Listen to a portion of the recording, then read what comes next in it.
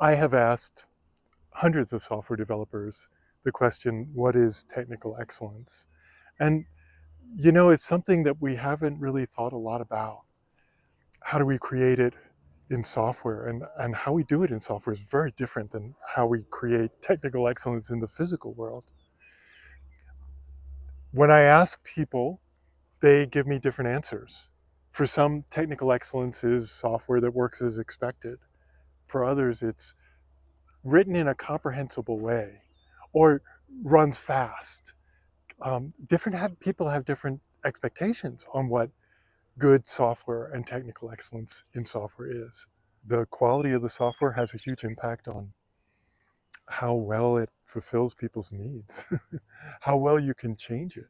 And changing it is inevitable if people are using it.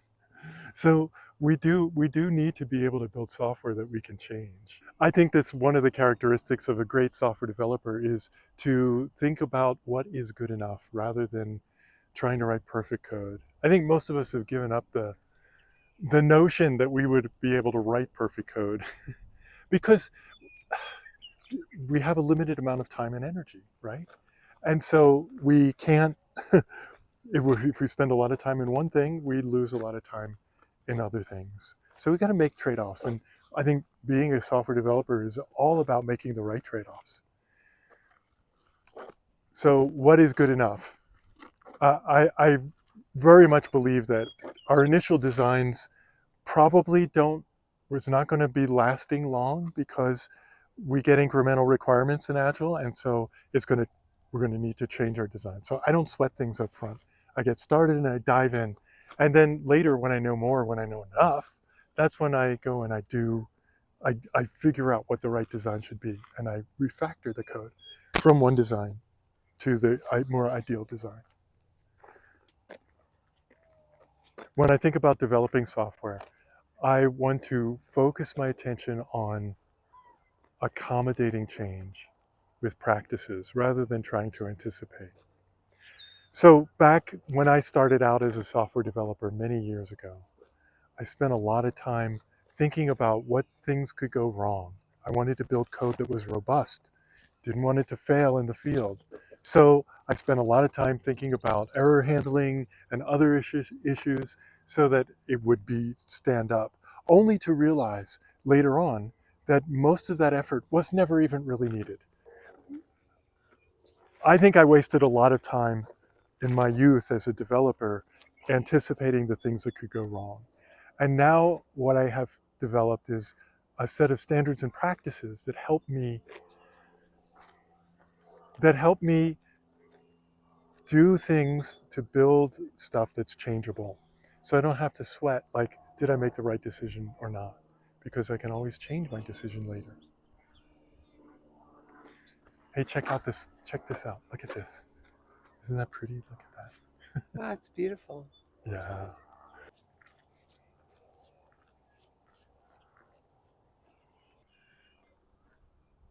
You can't really future-proof code, but what you can do is have a series of practices that support your ability to refactor code.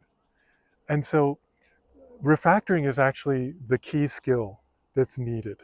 And it's really pretty straightforward. There's this amazing book on the subject called Refactoring by Martin Fowler.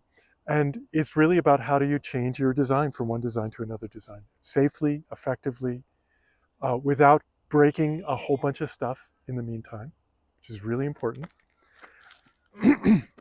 And so being able to refactor your code means that you don't have to future proof your software because you can always change it later. And you can change it in such a way that it's easy, it's straightforward, and you don't risk breaking a whole bunch of other things. And it also teaches what I learned about refactoring legacy code, is that it taught me how to write better code because I saw the mistakes that people were making and I thought about how to not make those mistakes myself. And so I found like it's a really good practice to refactor code because it teaches us how to do things better. That's that's what I found.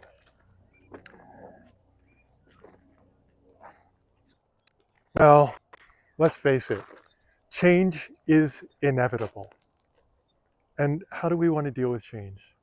Do we want to deal with it by worrying, by anticipating what could go wrong, or by finding ways to accommodate change when it happens?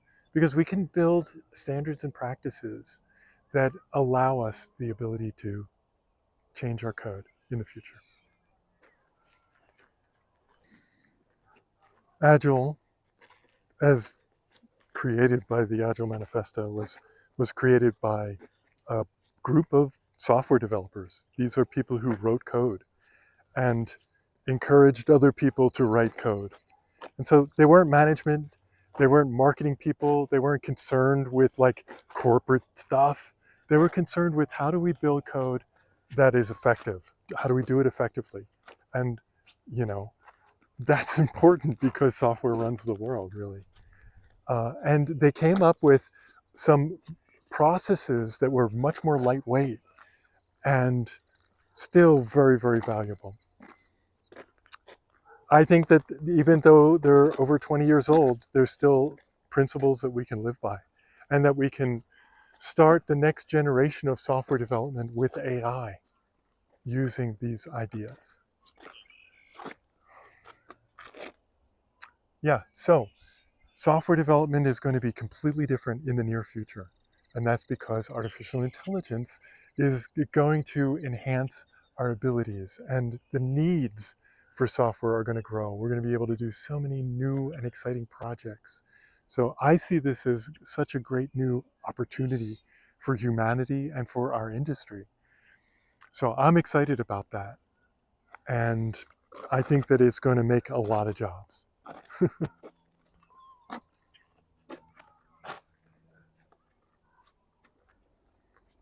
I think the things that prevent software development teams from achieving technical excellence is, I think, primarily that we want to do our best, but we're not always exactly sure how to do it.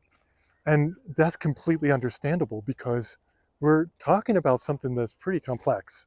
Building enterprise software, coordinating teams, is about the most complex thing that you can do, in my opinion.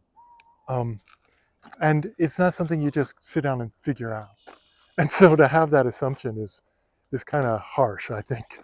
Um, the software industry has grown by leaps and bounds, and if Uncle Bob Martin's statistic is correct, and it doubles every 5 years, and has for the last many, many, many years, that means that the average level of experience on a team is 2.5 years, and it's very hard to have a lot of experience in 2.5 years. So I think it's a challenge. I think that because there's not a lot of great information out here for this industry, it's been a challenge to take off. But that's all going to change with AI, with the propagation of knowledge across the world now, and communication. I think there's a lot of opportunity for us to get a lot better quick. Okay. So I think we are in and going into the golden age of software development. And I'm very excited to be part of that. It's been 40 years, more than 40 years that I've been a professional software developer. I've seen the industry change quite a bit, and we ain't seen nothing yet, I'll tell you that. So I think that's really exciting. Software gives us the ability to model processes. We can describe things that happen in time and create representations for those things. It's like a story. Stories do a very similar thing. So by being able to map those things out and see them visually, it helps us understand things at deeper levels. So I'm very excited about the language of software, how it helps us understand more deeply. Wow, that is gorgeous. It's amazing. So how do we measure software development? And I think it's a challenge because it's a nonlinear system. It's not like a race to the finish line where you can measure someone's productivity, how many widgets they produce or whatever. You if you write a lot of code and also write a lot of bugs, then you're not really doing very much good. So how do we measure productivity in software development? I think what we want to measure is not individual productivity, but we want to measure the efficiency of our systems, because that's where the real value, that's where we'll see the biggest bang for our buck. And so we'll build systems that are more efficient for how we build software. One of the things we want to do is automate as much as we can, because that's our job, right? That's what we do for other industries, and we want to do it for our own industry. So having a good continuous integration server with good unit tests that test the behaviors the way we intend them to be, all those things, very important when we're building a system. When we do those things, then we can get instant feedback, and that's really powerful. That's not true for all projects. I mean, there's a lot of software that is simple, pretty straightforward. But when we're talking about building bigger systems, coordinating those things is really important to have standards and practices. So the benefit of having changeable code, following these standards and practices, is the ability to make last minute changes. You know, I think that the second principle of the Agile Manifesto really sums up the essence of Agile software development, which is that we welcome changing requirements even late in software development. And we want to welcome changing requirements late in the software development cycle, because that's when we know the most. That's when we understand the problem the best and come up with the best solution. So we want the flexibility to be able to do that. And that's what Agile practices and extreme programming is all about.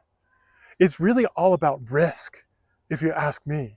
I mean, short iterations and all the agile practices, all the technical practices are about reducing the risk, because when we build software, it's a risky activity. So we want to be able to build it in such a way that we're not wasting time and money, that we're not creating more problems for ourselves in the future. And having good development standards and practices help us do that. What happens when teams ignore code quality or kind of compromise the quality of their code is that things start getting harder and harder to change. And it kind of becomes a downward spiral. I've seen this happen a lot on teams.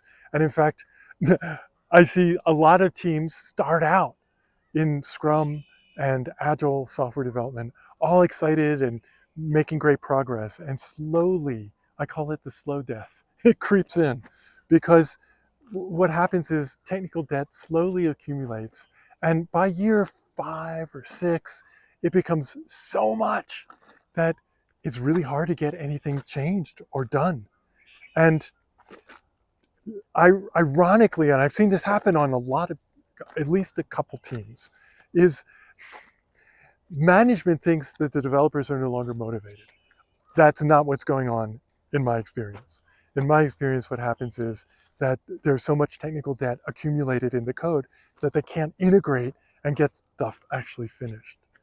And that's an important thing, because agility is in software. Software development needs agile software, software that can be changed. That's kind of a prerequisite that people sometimes forget about. Yeah.